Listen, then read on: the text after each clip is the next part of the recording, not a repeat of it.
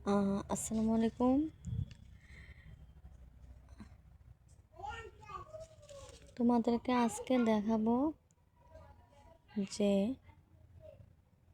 কমোদিত গণসংখ্যার সারণী তৈরি করো। কমোদিত গণসংখ্যা নির্বাচন সারণী তৈরি করতে আমাদের কি কি লাগে আজকে দেখে নেব।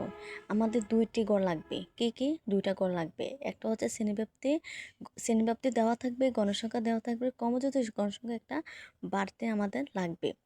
তাহলে আমাদের ক্রমযুতি গণসংখ্যা করতে হলে কয়টা ঘর লাগবে? 3টি ঘর। কয়টা ঘর? 3টি ঘর। এরকম যদি কোনো বক্স করা দেওয়া থাকে, তাহলে আমাদের 2টা ঘর করতে হবে। কয়টা ঘর? 2টা ঘর করতে হবে। যদি 2টা ঘর করি, নিবেশন গণসংখ্যা যদি 2টা ঘর আমরা করি, তাহলে এই লাইনটা আমরা করতে পারবো। প্রথমে আমরা ধরা যে কীভাবে আমরা অঙ্কটা করব।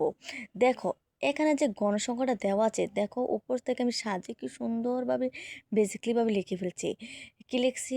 51 থেকে 50, 56 থেকে 60, 61 থেকে 65, 66 থেকে 70, আর 71 থেকে 75, 76 থেকে 80, আর হচ্ছে তোমার 81 থেকে 85। এভাবে আমরা আমরা এগুলো সিরিয়াল সাজাইছি। এখানে যে গণসংখ্যা আছে দেখো 5, 10, 20, এটা হচ্ছে 15, 10, 7, 8, 3। এখন আমার কমজাত গণসংখ্যা যদি করতে হয় এই গড়টা, তাহলে প্রথমে আমরা এই যে গড়ের সংখ্যাটা আমরা এখানে লিখব 5। 5-এর সাথে আমরা 10 যোগ করব, হয়ে যাবে 15।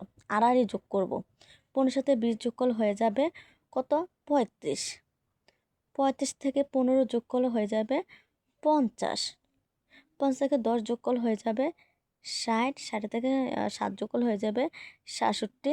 67 থেকে 3 যোগ করলে হয়ে যাবে 70। ঠিক আছে? তাহলে দেখো আমরা কীভাবে ঘরটা ফেলেছি। এখন যে 5, 10, 20, 15, 10, 7, 3 এগুলো হচ্ছে গণসংখ্যা n। গণসংখ্যা তত n, সবগুলো যোগ করলে হবে 70। সবগুলো যোগ করলে কত হবে? 70। 5-এ, 10-এ, 20-এ, 15, 10-এ 7, 3 যোগ করব, তাহলে অঙ্কটা হয়ে যাবে। ইয়েস।